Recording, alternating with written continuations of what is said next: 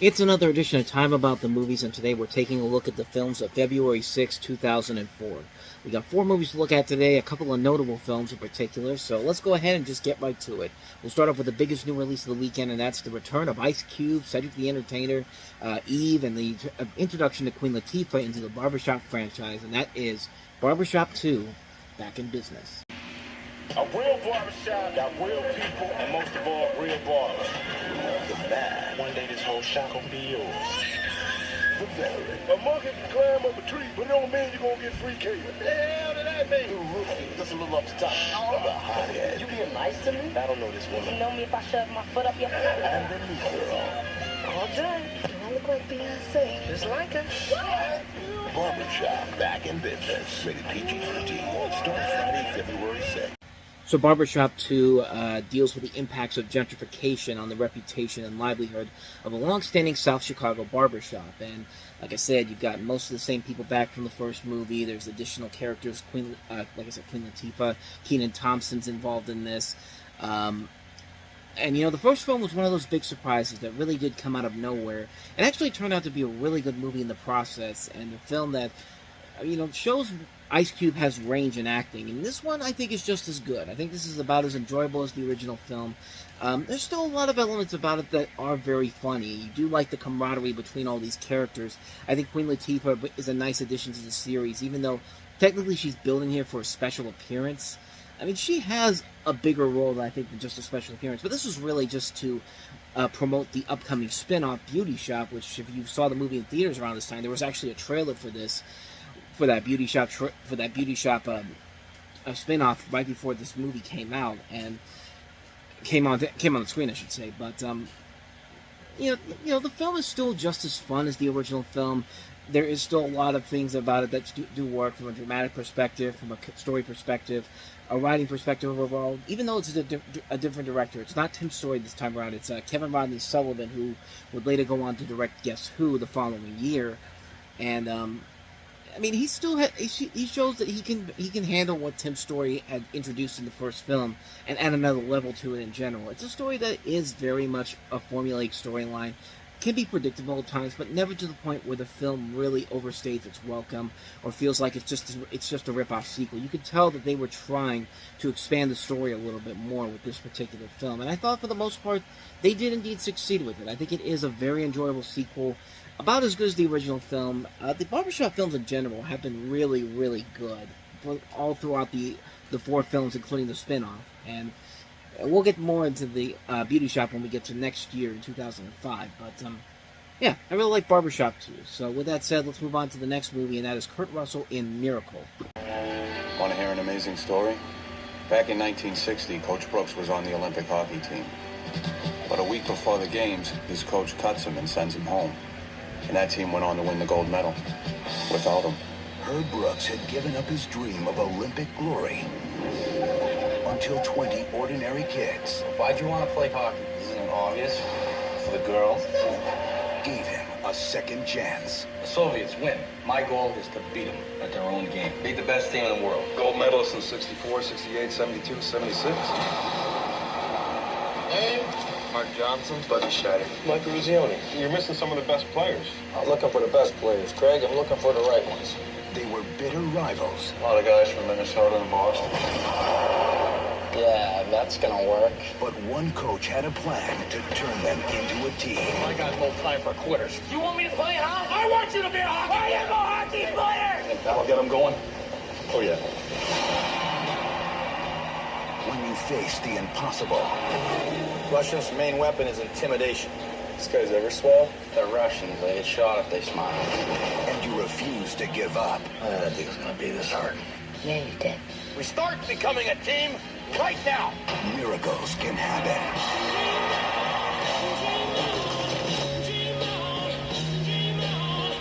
When you pull on that jersey, the name on the front is more important than the one on the back.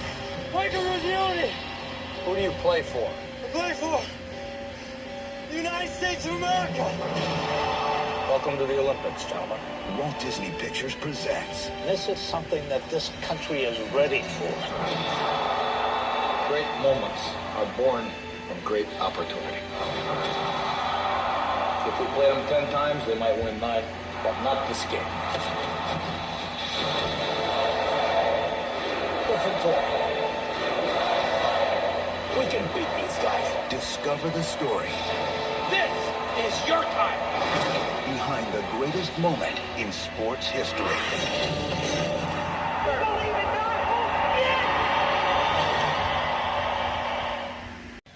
I mean, of course, Disney had to make a movie about the Miracle on Ice. I mean, they have the footage, the famous footage of Al Michaels saying, "Do you believe in miracles?" In fact, he actually is in the movie re-recording a lot of his lines, and when they actually get to the final 10 seconds, they actually take the current voice of Al Michaels and then take it back down to when he was saying this in 1980, which can be a little bit distracting when you hear Al Michaels in 2004 all of a sudden turning into the Al Michaels of 1980, and it definitely sounds like he's gotten 24 years older in between 1980 and now, but now of this when this movie came out. But at the same time, it still works, and the movie itself works as a whole. Yeah, it's very much a formulaic Disney sports film, but it's a formulaic Disney sports film about one of the greatest moments in sports history, about the U.S. men's ice hockey team, whose gold medal victory in the 1980 Winter Olympics over the heavily favored seasoned Soviet team, which dubbed the Miracle on Ice. And you've got Kurt Russell starring as Herb Brooks, with Patricia Clarkson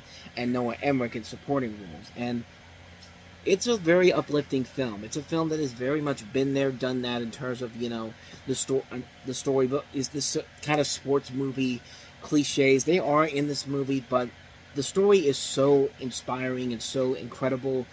Like, you really do get invested in it, and you really do ignore the fact that they are doing a lot of sports movie cliches, because the story as a whole is very well done. The story is very much, it's the spotlight of the entire movie is that game between the U.S. men's hockey team and the Soviet team in that game in the Miracle on Ice. I mean, it's a classic moment in sports history, and it does a very good job of making you feel like you're back in 1980 watching this for the first time. I mean, seeing this on a big screen was really impressive to watch for the first time because I had seen like little bits and pieces of it here and there, but obviously I never really saw the whole thing on live television, because I was still 9 years away from being born when this happened. So, but it's a very thrilling film. They do a great job of making you feel like you're part of the action.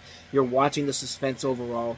Like, when it gets to the final minutes of that game, you're on the edge of your seat. Even though you know what's going to happen, you know what's going to come next.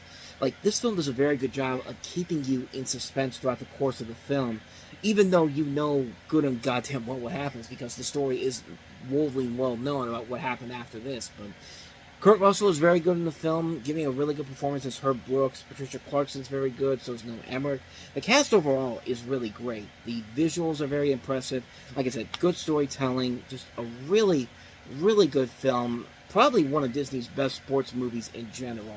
And you've got one of the greatest stories in sports history. You better make the best movie you can out of it, and they do just that and then some.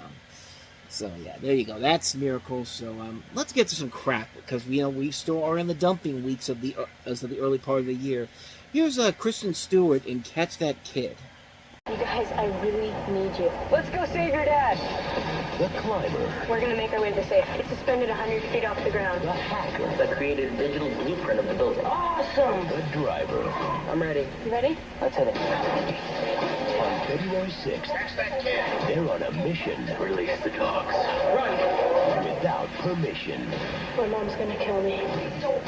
Catch That Kid. We are so grounded. Rated PG. February 6th. Only in Because they're kids. Because they're kids. Get it? Get it? Get it? Get it? Can we put you in the face even more with that? I mean, the whole that's just one commercial. The trailer is just as bad for this. But yeah, you get the idea. They're kids. I mean, the story very much is about as simple as you can get. 3 kids who rob a bank to obtain the money to pay for the expensive and experimental surgery needed for the father of one of them, when the insurance company and the bank president won't help his wife. And you've got Kristen Stewart, pre-Twilight, Corbin Bleu, pre-High School Musical, Max Sterot, pre-The Pacifier, Jennifer Beals, Sam Robards, John Carroll Lynch, James LaGrosse. Good cast, and a good director, Bart Fruitland, who would later go on to do much better movies in general, like Trust the Man, and Michael Brandt and Derek House, who wrote the Terminator movies. the more recent Terminator movies, but there's a lot of talent involved in here.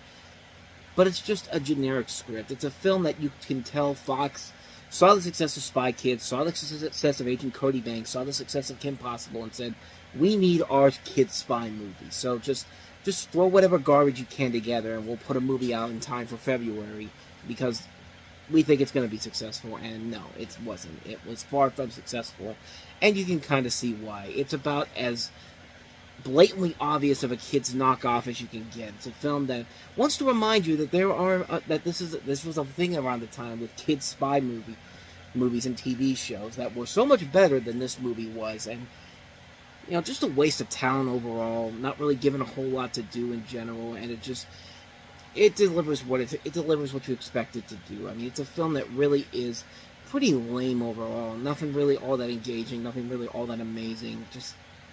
Just what you'd expect for the dumping weeks of January and early February, but I digress. Let's go ahead and wrap this up on a better note. Here's Bernardo Bertolucci's The Dreamers. Ready to give us proof of your love?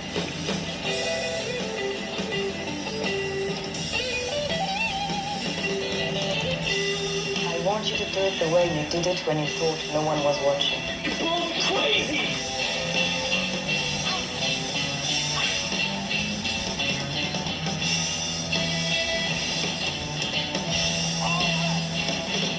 This is a movie that is most notably known for having the uncut NC-17 version and an R-rated version that's 3 minutes shorter. Based off of the novel The Holy Innocents, you have a story that follows an American university student in Paris who, after meeting a peculiar brother and sister who are fellow film enthusiasts, become entangled in an erotic triangle set against the backdrop of the 1968 Paris student riots, and makes several references to various movies of classical and French New Wave cinema, incorporating clips and films from those that are often imitated by the actors in particular scenes. And, Bernardo Bertolucci was kind of on a lackluster spiral after The Last Emperor. Most of his movies he made after this were either not good films or very much underwhelming performers, like The Sheltering Sky, Little Buddha, Stealing Beauty, Besieged. A lot of these movies we've talked about on the show in the past. But this was the one that really brought him back to form a little bit. I mean, this is a really good movie. And he also, keep in mind, this is also the same guy that did Last Tango in Paris before he did The Last Emperor. And he's got a great cast to work with here. You can tell that he is working with some really good talents involved here. Ava Green, Michael Pitt, Louis Garrel, Anna Chancellor. They're doing a very good job of handling these roles in particular, and the film really is well done. Like, it's the definition of what a good erotic thriller should be. And we've had so many knockoff erotic thriller films. Everyone wanted to be the next Basic Instinct, and every single one of those movies ended up being complete garbage. But here's a film that is not only just an erotic thriller, but a very good earnest drama in general, and delivers everything that promises and then some, and features a lot of young talent really showing what they can do in general, and they are very good in the film. They're all very solid performers. The film is very intense to watch. It's a very intriguing film in general. I really liked it a lot. I give it a good recommendation. Definitely check out The Dreamers. And so with that said, we wrap up another edition of Time About the Movies. We'll take a look at Valentine's weekend next week, with only one big new release to talk about. Adam Sandler and Drew Barrymore in their first film together since The Wedding Singer, and that's 51st Dates. So we'll take a look at that film all on the next episode. But until then, thank you so much for watching, and if you want to see more videos like this, please hit the playlist on the next page, check out the previous episode, and also don't forget to hit the like and subscribe button if you want to see more videos like this on this channel. So, with that said, I am off. I will see you guys next time, and until then, as always, take care.